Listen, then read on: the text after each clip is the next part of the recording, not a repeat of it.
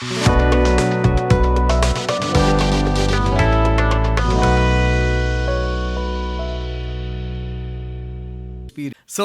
Jonathan, I wouldn't want you to go anywhere because up next we have another very eye-opening discussion. And in fact, rather than a discussion, Mr. Seifert is going to be here on the stage taking my place, and he will talk about cross-ecosystem partnerships, the future of fintech.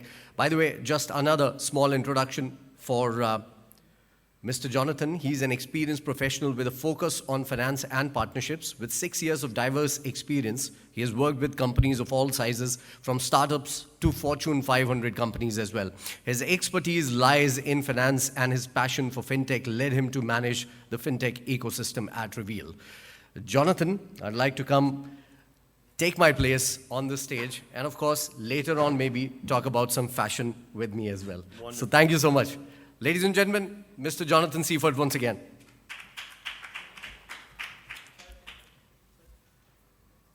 Hello. Wait until the presentation comes up.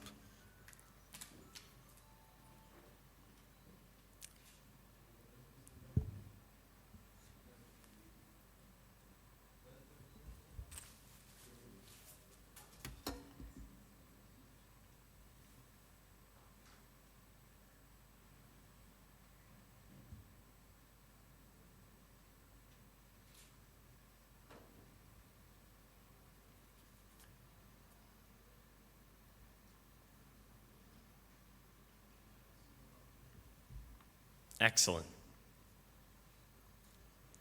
So thank you so much, everyone. Very happy to be here. I go in for a larger introduction, but I just sat up here for 40 minutes, so I think I covered a few great points. I'm just honored to have the ability to be here today to talk about a subject that's obviously very important to me. It's my area of expertise, and it's an area that I find is just extremely quickly growing. Don't know how that... Does the remote work? Oh, slowly and steady. Okay, that's me.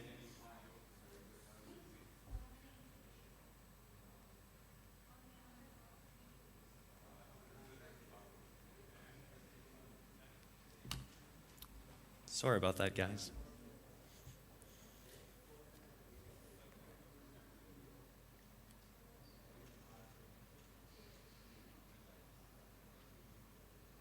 Okay, so I guess we'll just go this way. That's perfect. So what we're covering today, I want to talk a bit about the fintech finance trends that we're seeing, so a bit of statistics in the sense of partnerships, in the sense of collaboration. Really want to look at current go-to-market trends, statistics that we're seeing on that side of things, and then of course finalizing with this concept of near-bound, which is a concept that's near and dear to our heart. So, trends in the finance and fintech ecosystem. So, some of the biggest trends that we're seeing right now are centered around collaboration between traditional finance companies and fintech companies, oddly enough what we were just speaking about here on the last panel.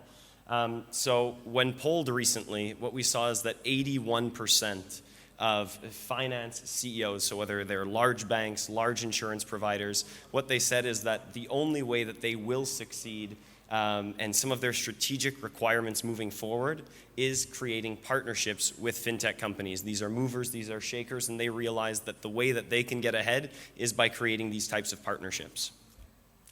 After that, they polled different finance firms, they polled up-and-coming fintech firms, and they asked what it would take for them to succeed. And they agreed that if they don't work together, if there isn't mutual collaboration, well, at the end of the day, they wouldn't succeed. So they do realize that very high percentages here, from 90 and 94%, know that working together and collaborating together, not only is it of the utmost importance, but it's imperative to their success. Right? Not only that, it's a catalyst for innovation. And I think that's one of the biggest things, is that you have these traditional firms that are currently able to, bankroll many new projects, and you have the creativity and of these new fintechs, and that collaboration is the catalyst for change. Of course, then, we want to leverage and enable mutual success. But what does that look like? Well, if we look at the PSD2 in Europe, that is a great way that they're able to work together to advance collaboration through these open banking initiatives. So that is just another example of this collaboration that people are going to work on. And of course, I spoke about it in the last study, but Deloitte is projecting that by 2025, 40% of most fintechs will be their revenue will be based solely on partnerships derived from traditional finance firms. So, we can go. One more. Excellent. So then if we wanted to understand go-to-market. So go-to-market right now follows a few key principles for partnerships between fintech and finance firms. Obviously, the first step in that sense is going to be understand who's a good fit for your product. I think that's common knowledge around the board for when you're going out with a go-to-market principle. Second is, how are we going to engage with them? Who are we going to engage with? Are you going after a CFO? Are you going after a CRO? Are you going after the head of partnerships? Put together your value proposition, and then, of course, retain, delight your client. I think that's the ultimate end goal. So it seems extremely simple in principle, but the reality is that most companies mess it up, right? No matter how simple these 4 basic steps are, it's very vague, and sometimes it's just not able to come to fruition the way that we would like. As a matter of fact, HubSpot put out a study that said 50% of the prospects that you're speaking to, just on paper, are not a good fit for your product. So in a B2B marketplace, that's half the time you're spending speaking with individuals that at the end of the day would never be able to acquire this product. They're not a proper fit, so they're not fitting in your ICP.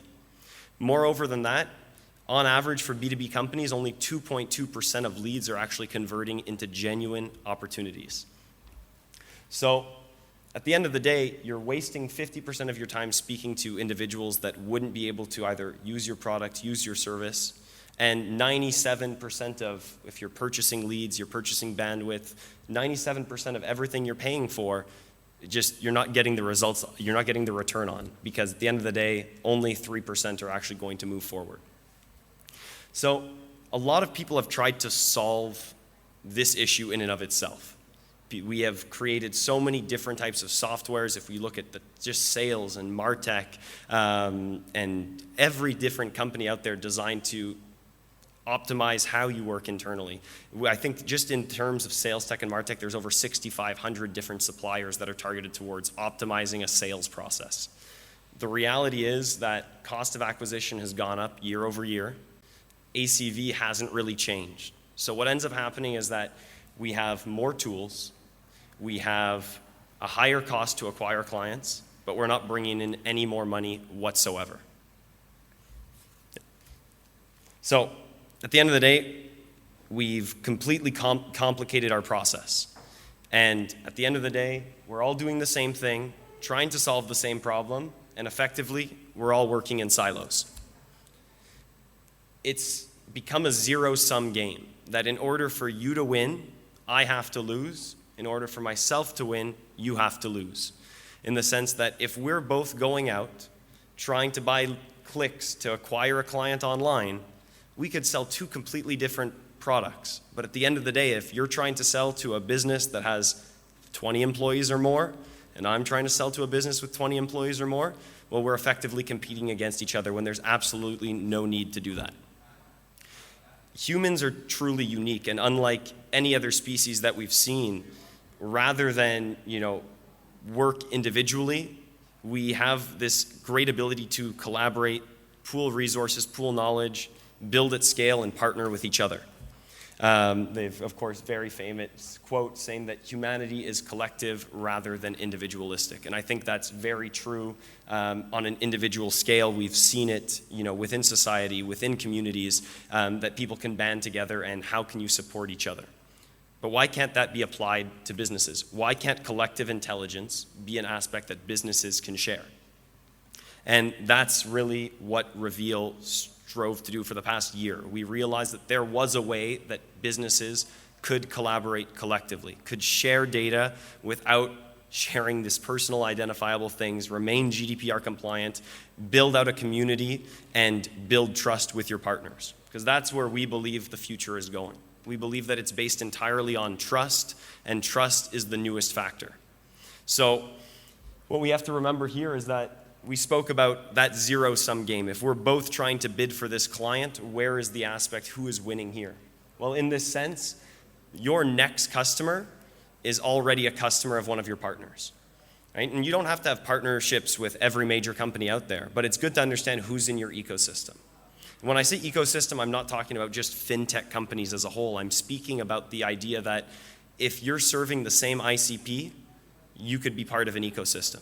Fintechs and HR techs, if we're helping employees pay each other, if we're helping transform the way that finances get moved around, if we're looking at the way fintechs are partnering with POS companies in the restaurant business, these are all different companies that, yes, on paper, they're in different verticals. They could be considered different ecosystems. But if we're talking about a company's individual ecosystem, that's a great way to look at saying, let's go cross-border.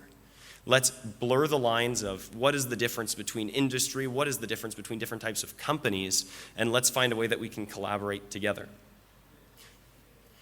So we remembered go-to-market number one, which was like know your target audience, know who you're going to reach out to. Well, now, by using a system like, whether it be Reveal, whether it be any other company out there, by using this idea of collective intelligence, what you're able to do is you're able to get all this information instantly.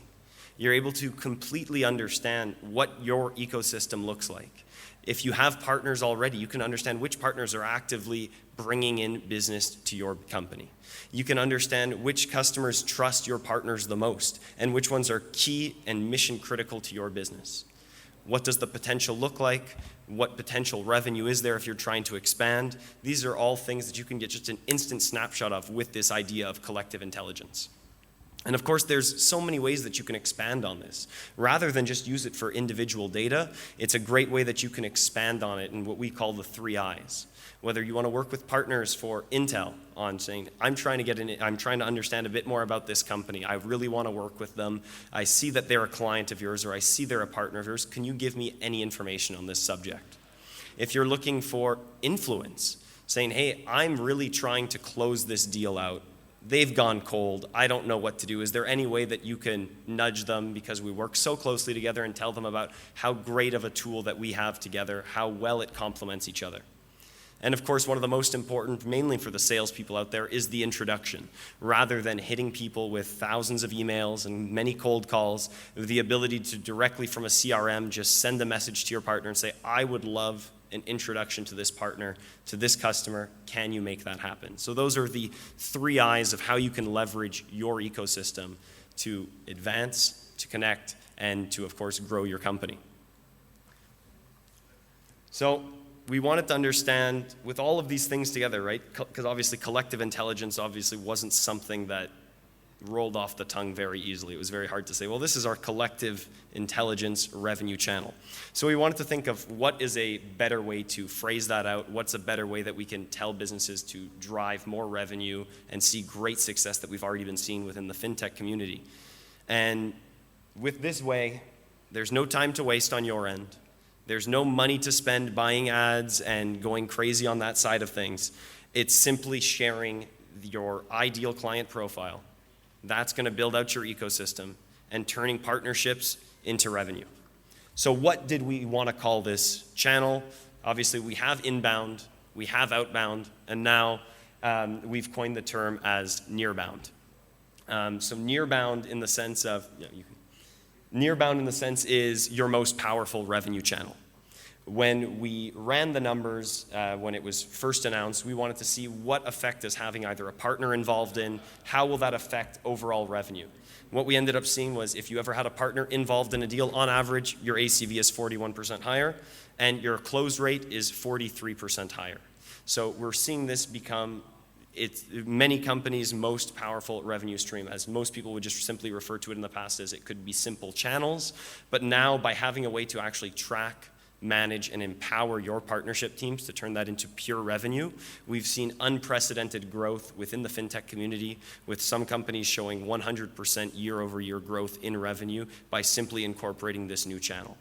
So it's something very new, but at the same time, it's not. It's just a different matter about how can we position it, how are we able to grow together, and how are we able to share this collective intelligence that we have.